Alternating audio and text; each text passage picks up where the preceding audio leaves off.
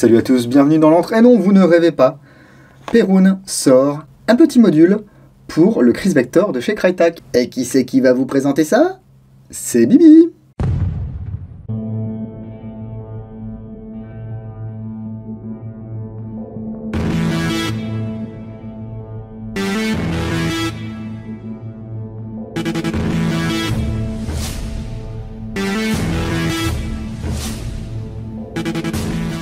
Merci encore une fois à toute l'équipe de Perun qui m'a envoyé ce petit TTU afin que je puisse vous le présenter. Il va s'agir tout simplement de remplacer la petite carte électronique déjà existante dans le Chris Vector Crytek par celle de Perun pour pouvoir profiter de toutes les fonctions qui sont habituellement dans les MOSFET Perun. C'est disponible à un petit peu moins de 100 €, par exemple chez Airsoft & Co à Grand-Villard. Vous pouvez l'avoir pour... allez, 96,90 €, quelque chose comme ça. C'est livré dans une petite boîte Perun Airsoft. Ici, comme d'hab, le QR code pour aller sur le site Perun Airsoft qui est en Pologne. Enfin, c'est sur internet, mais en fait, eux, ils sont en Pologne. Hein. Ici, les différents éléments. Voilà. Alors, un petit sticker Perun. Des petits stickers Perun, des autocollants, pardon. Ici, les petits autocollants qui vont vous rappeler toutes les fonctions, hein, si vous voulez coller ça sur votre réplique par exemple. Ici, un autocollant pour maintenir les câbles, le QR code vers le manuel d'installation et d'explication. Ensuite, ici, un fusible, c'est un fusible de 30 ampères, des autocollants de sélecteur de tir, et puis le petit as de chez Perun qui récapitule toutes les fonctionnalités et comment y accéder. Hop là, la boîte, on s'en fiche. Et ici, il y a le petit module. Le voici, le voilà. Voilà, qui va venir remplacer le module existant avec le contacteur de détente ici. Différents capteurs. C'est beau, hein? Alors, c'est pas très compliqué à installer, mais il faut être assez méthodique. Déjà, il faut savoir démonter son Chris Vector Crytek. Ce que je vous conseille, si vous n'êtes pas sûr de vous, c'est de passer par un professionnel qui sait ce qu'il fait, comme Airsoft & Co par exemple. Ça évitera de se retrouver avec un Chris Vector qui ne servira juste de presse-papier, parce qu'il ne fonctionnera plus. Donc dans un premier temps, il va falloir séparer les deux moitiés de la réplique ici. Donc on enlève les goupilles.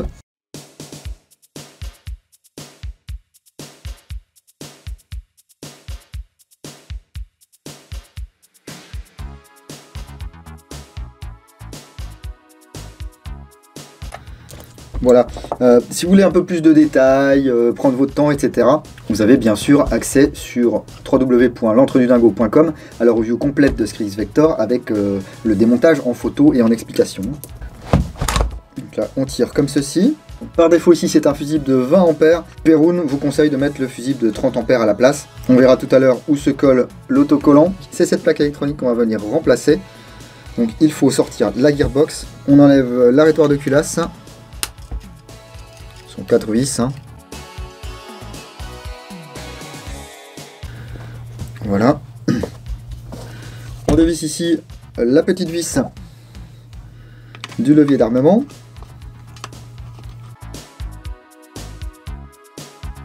Trois vis ici d'un côté, 3 vis de l'autre.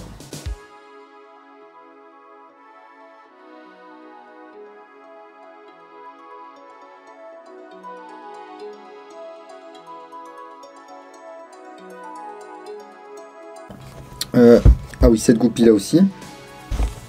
Hop, on fait attention au ressort.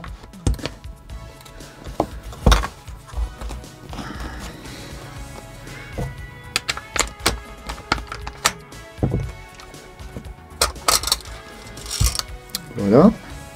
Et voilà. Ok. Donc ici, on a accès à la gearbox.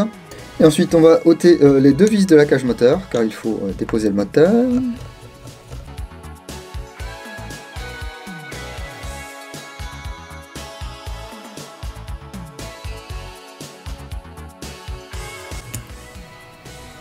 Le plus. Le moins.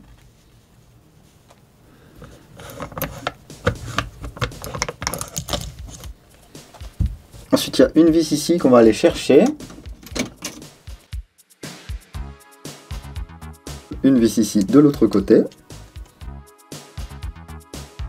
Ah, elle est serrée la bougresse. Le moins ici.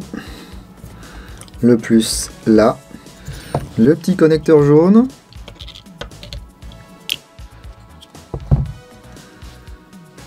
On retire la plaque.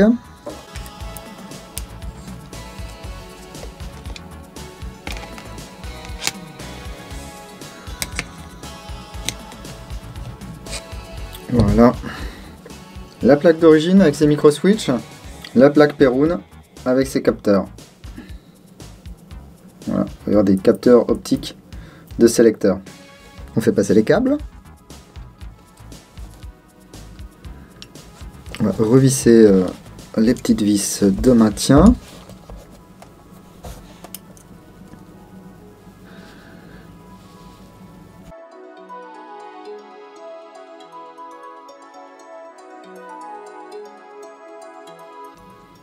En fait, il n'y a plus qu'une vis. Cette vis-là, elle n'y est plus. On va remettre la petite prise jaune ici. On prend son temps parce qu'elle est inversée par rapport au module de base. Voilà, comme ceci. Les câbles comme ceci. Ensuite, comme cela. Et là, on peut utiliser cet autocollant si on veut. Vous voyez, hein, en plus, on a un repère. Le noir au-dessus, le rouge en bas.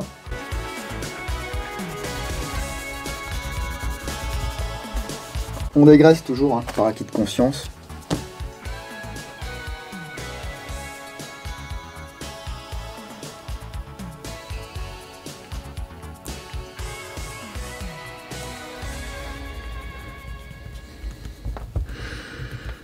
On peut remettre le moteur.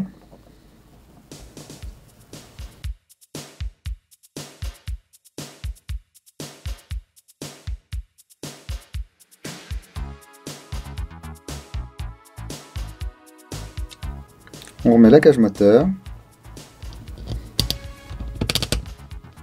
Et concernant cette partie, on a fini. Autour du sélecteur maintenant, on va dévisser les deux sélecteurs.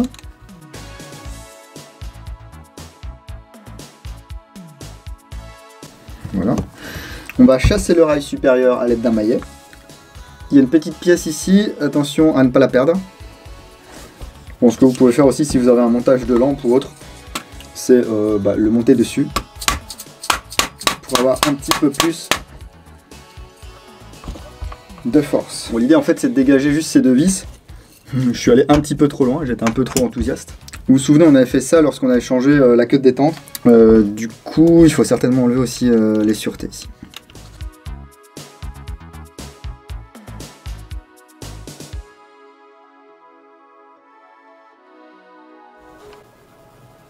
Ah, il faut enlever ça aussi.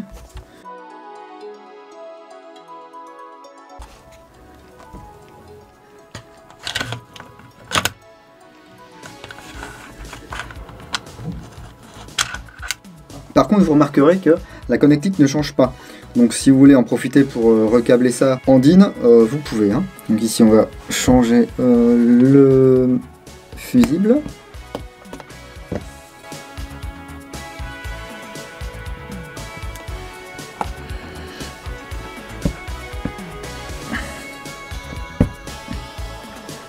Voilà. Et ici, on va venir coller un des autocollants. Un petit coup de dégraissant, normal. Hein. Alors, je serais presque tenté de dire qu'il n'y a pas besoin de démonter cette partie-là pour venir coller l'autocollant. On va voir comment ça se passe. Parce que je sais pas vraiment quelle forme il a. Alors, viens là mon copain. Ok, il est découpé là. Du coup, on va venir le poser comme ceci. Voilà.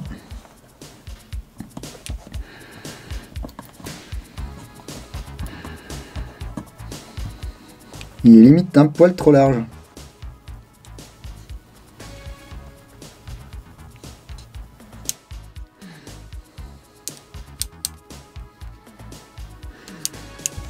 Écoutez, on verra ce que ça donne, on va remonter.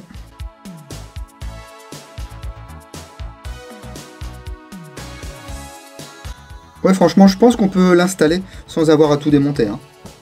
Bon, ça fait un entraînement pour démonter son Chris Vector, on me dirait, mais bon.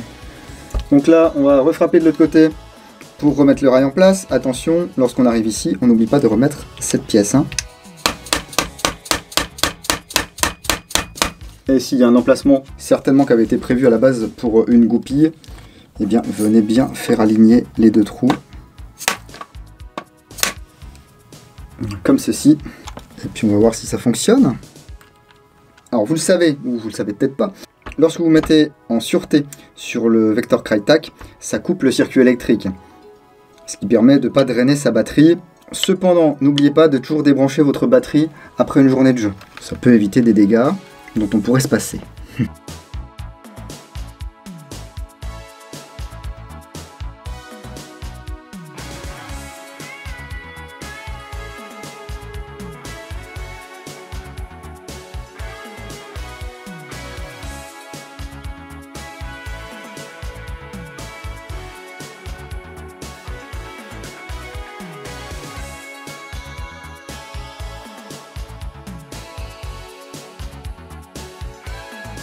J'espère que ça va fonctionner, hein.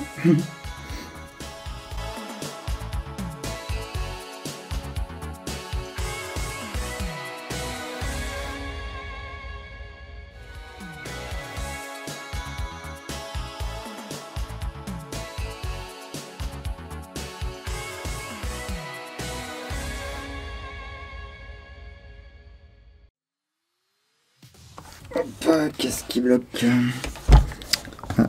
Là, le fil noir. Voilà, le moins d'un côté, le plus de l'autre. On fait bien attention. Hop. Vous n'êtes pas obligé de remettre cette goupille tout de suite parce que c'est par là qu'on va voir les LED et notamment les codes couleurs lorsqu'on va régler le Perun. L'installation est terminée. On va voir ce que ça donne maintenant la programmation.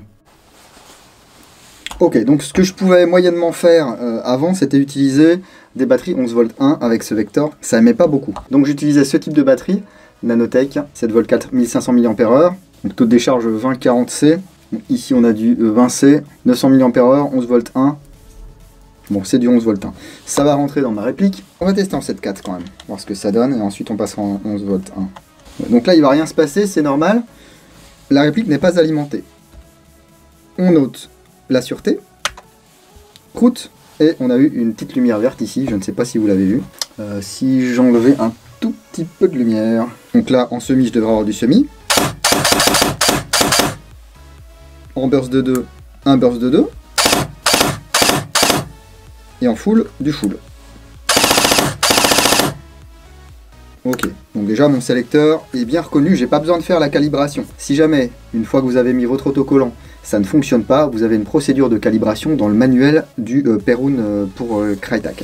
Allez, on va passer en 11.1. Ah oui. Bon. Même si on a moins d'intensité, on a plus de tension, c'est pas mal. Alors, pour passer au mode programmation. Ici, on peut prendre la petite carte et on peut voir ici, on se met en full. Et ensuite, on va faire 2 allers-retours full burst. On va avoir une alarme sonore plus une LED verte. Voilà. Diode verte, réglage du semi. Maintenant, toutes les actions que je vais faire, ça va être choisir le programme en faisant pivoter le sélecteur ici entre burst et full. Et changer les réglages de chaque fonction avec la queue de détente. Par exemple ici, en position semi, ça me dit que je suis en semi, j'ai un bip. Si j'appuie, c'est la position binary. On va rester comme ça. En burst, j'ai la LED qui alterne entre vert et bleu clair. J'ai 2 bips, donc je suis bien en burst de 2. Je peux aller jusqu'à un burst de 5. 1, 2, 3, 4, 5, full. Je peux même me mettre en safe si je veux. Imaginons que je ne veux que du semi et bloquer toutes les autres positions. En cas d'activation accidentelle, je peux choisir d'avoir du semi sur le semi et rien du tout sur les autres positions. Un coup, binaire, et là je repasse en burst. On va faire un burst de 3. D'accord? Ensuite, sur la position auto,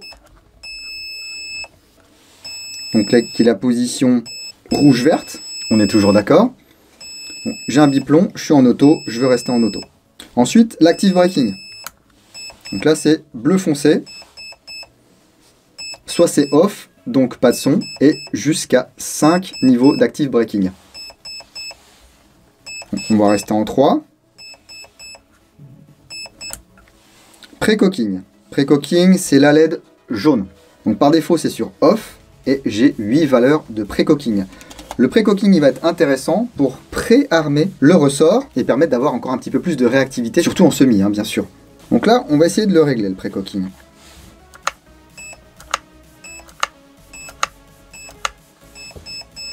Voilà, on se met en 5. Non, allez, 6, 7, 8. Voilà, on va faire le foufou. Ensuite, on a le Rough Reduction. Donc c'est une LED blanche. On a 5 valeurs de réduction de cadence de tir. Si vous trouvez que votre réplique tire trop vite, par exemple, eh bien, vous pouvez programmer une réduction de la cadence de tir, ce que je ne vais pas faire. Ensuite, bleu clair ici tout seul, alarme LiPo, enfin c'est LiPo Lyon, hein. Ça bip, donc elle est on, super. Ensuite, mode DSG, c'est vert et bleu foncé. Soit c'est on, soit c'est off. Là, par défaut, il est off. Et enfin, si vous voulez réinitialiser le Perun, le dernier mode ici, c'est le Master Reset. On appuie sur la queue de détente pendant 2 secondes. Ça remet tout en valeur d'usine. Voilà. Donc là, normalement, en semi, je serai en queue de détente binaire.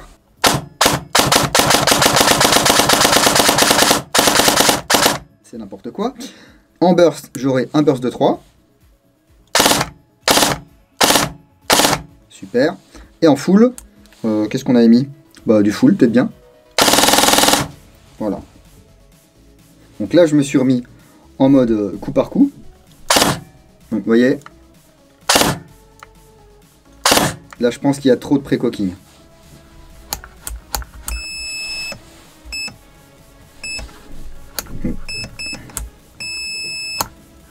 On recherche diode jaune.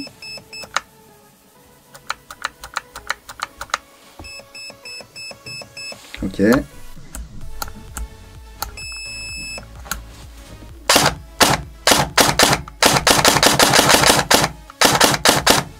Là, je pense que à 6, c'est pas mal. Vous allez me dire, c'est bien beau ce pré-cocking, mais mon ressort, il reste tout le temps comprimé. Et bien que nenni, en fin de journée, vous ôtez le chargeur, vous pointez le canon de votre réplique vers une zone neutre, vous laissez appuyer 2 secondes.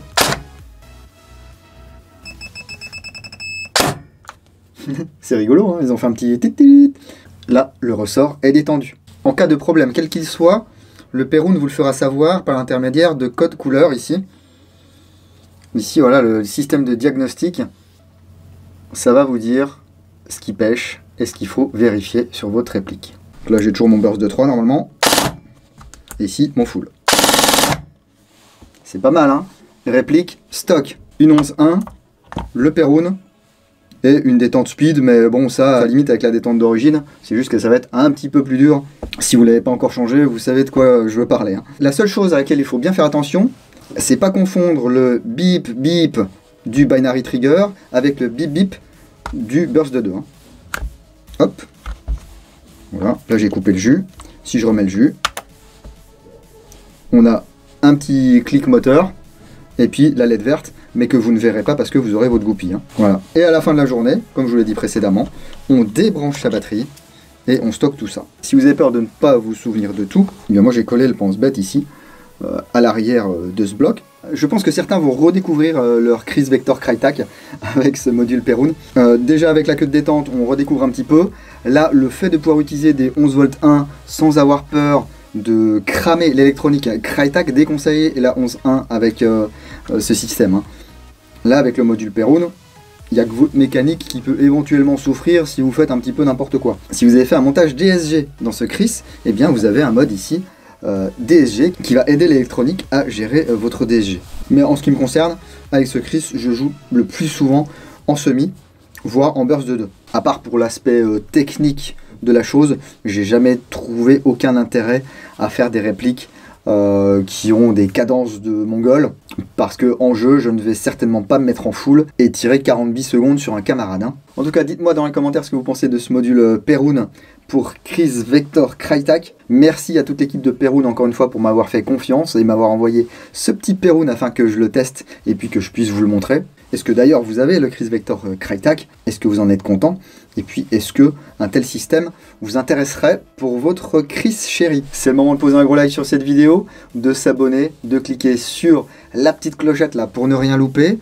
Si on ne veut vraiment rien louper, on rejoint l'Entre du Dingo sur Facebook, sur Instagram, sur Twitch parfois et sur www.l'entredudingo.com. Vous pouvez commenter en bas de chaque review. Hein. Il y a un petit outil qui s'appelle Disque. Alors certes, ça demande de partager vos données personnelles ou quoi. Bon, si vous avez un email un petit peu poubelle, on va dire, et que vous avez peur que ça vous envoie 150 emails, n'hésitez pas à l'utiliser pour Disque. Pour l'instant, je n'ai jamais eu aucun retour d'utilisateur qui me disait qu'il s'est fait piquer toutes ces données ou qu'il reçoit 60 000 spams de plus par jour parce qu'il utilisait Disque. Hein. Si vous souhaitez soutenir ce que je fais, bah, certes, votre like, votre petit commentaire utile et votre abonnement, c'est déjà quelque chose, mais vous pouvez également contribuer via le petit lien vers Utip. Et si vous voulez vous faire plaisir avec une réduc et en plus que ça profite un petit peu à l'entre, vous pouvez profiter des codes de réduc et des liens affiliés vers Olight et Kula Tactical. Tout est dans la description de la vidéo. Voilà, bah, je vais ranger ça. Enfin, je sais pas si je vais le ranger. En fait, ça va me donner envie de le ressortir. Bon, certes, mystérieusement, ça joue pas en ce moment. Mais je garde ça dans un petit coin et puis j'aurai plaisir à le ressortir un de ces quatre. Continuez à prendre soin de vous. Si vous allez en jeu ce week-end, n'oubliez pas, jouez sérieusement mais sans vous prendre au sérieux. Et moi, je vous dis à bientôt dans l'Entre du Dingo. Bise.